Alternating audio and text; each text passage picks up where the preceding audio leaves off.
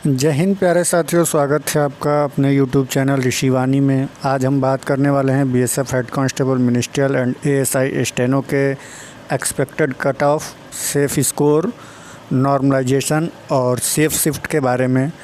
इसके साथ ही कंपटीशन क्या रहने वाला है और कितने कैंडिडेट टाइपिंग के लिए पास किए जाएंगे, तो पूरी इन्फॉर्मेशन आपको यहाँ पर मिलने वाली है। तो वीडियो में एंड तक बने रहें, जिससे आपके जो भी डाउट्स और क्वेश्चन हैं उनके आंसर आपको मिल पाएँ। तो चलते हैं साथियों इन्फॉर्मेशन की तरफ। तो देखिए, इन्फॉर्मेशन देने से पहले मैं आपको एक चीज़ क्लियर कर देना चाहता हूं कि जो भी डेटा मैंने पिछले 4-5 दिनों में कलेक्ट किया है उसके आधार पर ही मैं आपको जानकारी प्रोवाइड कराने वाला हूं। तो हो सकता है कुछ बच्चों को ये सही ना लगे और कुछ को सही लग भी सकती है, लेकिन जो रियलिटी है उसे ना तो आप बदल सकते हैं और ना ही मैं बदल सकता हूं, क्योंकि आप भी जानते हैं कि जितने कैंडिडेट ने एग्ज़ाम दिया है उनमें से अधिकतर फेल होने वाले हैं। मैंने आपको जानकारी दी थी कि क्लरिकल एप्टीट्यूड की जगह एग्ज़ाम में जीके जीएस नहीं आएगी, जो कि एकदम सही बात है। और उसके साथ ही मैंने जानकारी दी थी कि 13 जून को शाम को सभी के ईमेल आईडी पर एडमिट कार्ड का लिंक आ जाएगा। तो वो भी खबर बिल्कुल सही हुई थी। तो आप इतना विश्वास तो कर ही सकते हैं कि मैं जो भी जानकारी आपको प्रोवाइड कराऊंगा वो सटीक और सही होगी, भले थोड़ी देर हो सकती है। जैसा कि मैं 3-4 दिनों से डाटा कलेक्ट कर रहा था, इस वजह से इस वीडियो को लाने में लेट हो गया। जैसा कि आप सभी को पता है कि अभी जो आपका एग्ज़ामिनेशन हुआ वो टोटल 5 शिफ्ट में हुआ है, जिसमें एचसीएम का एग्ज़ाम 5 शिफ्ट में और एएसआई का एग्ज़ाम 18 को 3rd शिफ्ट में हुआ। 2 दिनों में आपका एग्ज़ाम 17 और 18 जून को हुआ। 17 जून को 2 शिफ्ट और 18 जून को 3 शिफ्ट हुई थी, और 18 जून की 3rd शिफ्ट में एएसआई स्टेनो का एग्ज़ामिनेशन हुआ था। इसके बाद आपका सवाल है कि टाइपिंग के लिए कितने कैंडिडेट क्वालिफाई होंगे। अगर एचसीएम की बात करें तो टोटल 10 गुना कैंडिडेट क्वालिफाई होंगे नंबर ऑफ़ वैकेंसी के, और नंबर ऑफ़ वैकेंसी आपको पता है कि 350 आपकी वैकेंसी है, जो कि मैं बढ़ने के बाद की बता रहा हूँ। तो 350 × 10 = 3500, यानी 3500 कैंडिडेट टोटल क्वालिफाई होने वाले हैं।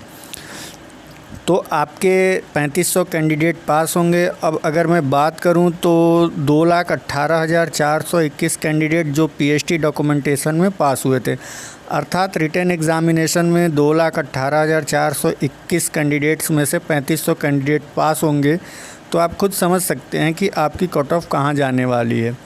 तो ये वास्तविक डेटा है, आप इसे इग्नोर नहीं कर सकते। तो आप क्लियर हो गए होंगे कि कितने कैंडिडेट टाइपिंग के लिए क्वालिफाई होने वाले हैं। अब चलते हैं साथियों नेक्स्ट पॉइंट पर कि नॉर्मलाइजेशन होगा कि नहीं।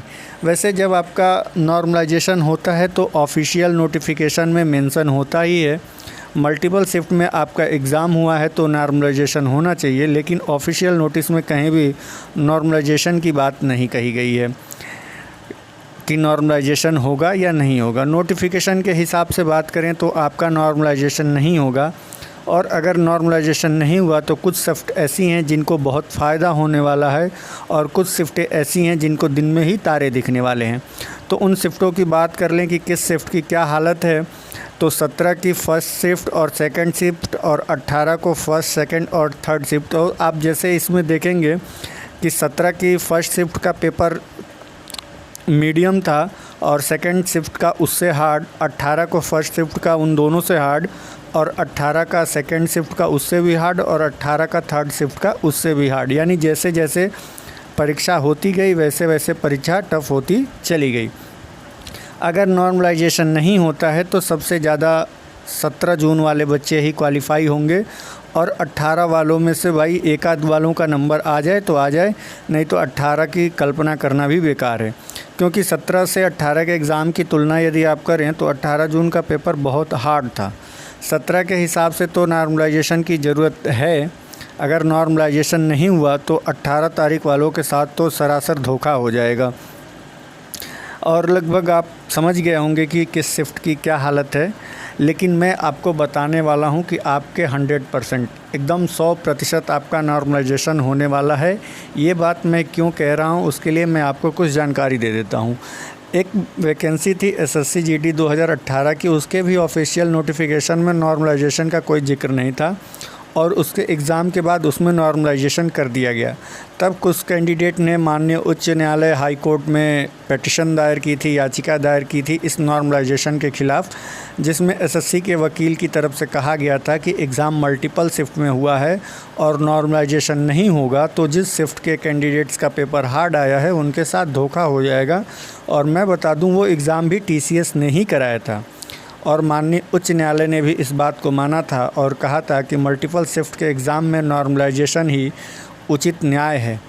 तो 100% मैं आपको बता सकता हूं कि आपके एग्ज़ाम में नॉर्मलाइजेशन होने वाला है, लेकिन अब जो भी होगा वो बीएसएफ के ऊपर निर्भर है। अब बात करें साथियों आपके कट ऑफ की, तो आप में से अधिकतर कैंडिडेट्स ने बीएसएफ एचसीएम का एग्ज़ाम फ़र्स्ट टाइम ही दिया है, तो उनको नहीं पता कि कट ऑफ कहाँ तक जाती है और कैसे जाती है। अब जब आपका रिज़ल्ट आएगा तो आपको खुद पता चल जाएगा और आप कहेंगे कि मेरे तो इतने नंबर थे पर सिलेक्शन नहीं हो पाया भाई। तो मैं आपको बता दूं कि कट ऑफ की तरफ अगर चला जाए तो 17 जून को एग्ज़ाम हुआ था, उसके अनुसार बात करूं तो अगर आपके 82 से 83 के आसपास मार्क्स आ रहे हैं तो आप मान के चलना कि आप फाइनल सिलेक्शन में हो। और मैं बात कर रहा हूँ जनरल कैटेगरी के हिसाब से। और अगर चलें हम 18 जून को, तो जो 18 जून वाले एग्ज़ाम वाले हैं, यदि आपके 77 से 78 के आसपास आपका नंबर आ रहा है तो आप भी क्वालिफाई हो जाओगे। अब आप बोलोगे कि इतने नंबर कौन लाता है, तो 2,18,421 में से 3500 कैंडिडेट को ही पास करना है टाइपिंग के लिए और नेगेटिव मार्किंग भी नहीं है, तो तुक्के भी बहुत से कैंडिडेट के सही होने वाले हैं। लेकिन अगर नॉर्मलाइजेशन होता है जो कि 100% होगा तो आप मान के चलो कि 79, 80 या 81 के आसपास आपकी कट ऑफ रहने वाली है। और अगर नॉर्मलाइजेशन नहीं हुआ तो 17 जून वालों की तो वाह वाह हो जाएगी। इन सारे डेटा के अकॉर्डिंग मैं आपको एक्सपेक्टेड कट ऑफ बता रहा हूँ। बहुत सारे बच्चों को ये कट ऑफ ज़्यादा लगेगी, ज़्यादा लगने से कुछ नहीं होता। जब आपकी कट ऑफ आएगी तब आपको मेरी बातें याद आएंगी, इसलिए मैं आपसे सच्चाई बता रहा हूं कि जिससे कि आप और चीज़ों की तरफ भी कंटिन्यू लगे रहें और इसी से उम्मीद लगा के ना बैठे, क्योंकि जब उम्मीद टूटती है ना तो बहुत तकलीफ़ होती है। इस एग्ज़ाम का कट ऑफ हाई होगा ही होगा, ये स्वाभाविक है, क्योंकि नंबर ऑफ़ वैकेंसी भी बहुत ज़्यादा नहीं है और समय के साथ साथ सारी चीज़ें आपको समझ में आ जाएंगी। मैं 100% गारंटी तो नहीं ले रहा कि कट ऑफ यही रहने वाली है, 1-2 नंबर प्लस माइनस हो सकते हैं, लेकिन अपने अनुभव और नॉलेज के आधार पर डाटा एनालिसिस करने के बाद मैंने ये चीज़ें आपके साथ शेयर की हैं, क्योंकि मेरा प्रयास सदैव यही रहा है कि आपको सटीक तथा सही इन्फॉर्मेशन ही दे पाऊँ, जिससे कि फ्यूचर में आपको किसी प्रॉब्लम का सामना ना करना पड़े। तो उम्मीद है साथियों आपको ये वीडियो ज़रूर पसंद आई होगी। वीडियो पसंद आई हो तो वीडियो को लाइक करें, दोस्तों के साथ शेयर करें, चैनल को सब्सक्राइब करके बेल आइकन पर प्रेस कर लें और ऑल नोटिफिकेशन पर क्लिक कर लें, जिससे कि फ्यूचर में आने वाली सभी प्रकार की सही और सटीक जॉब अपडेट आप तक पहुंचती रहे। तो मिलेंगे साथियों फिर किसी नेक्स्ट टॉपिक पर नेक्स्ट वीडियो में। तब तक के लिए जय हिंद, जय भारत, वंदे मातरम।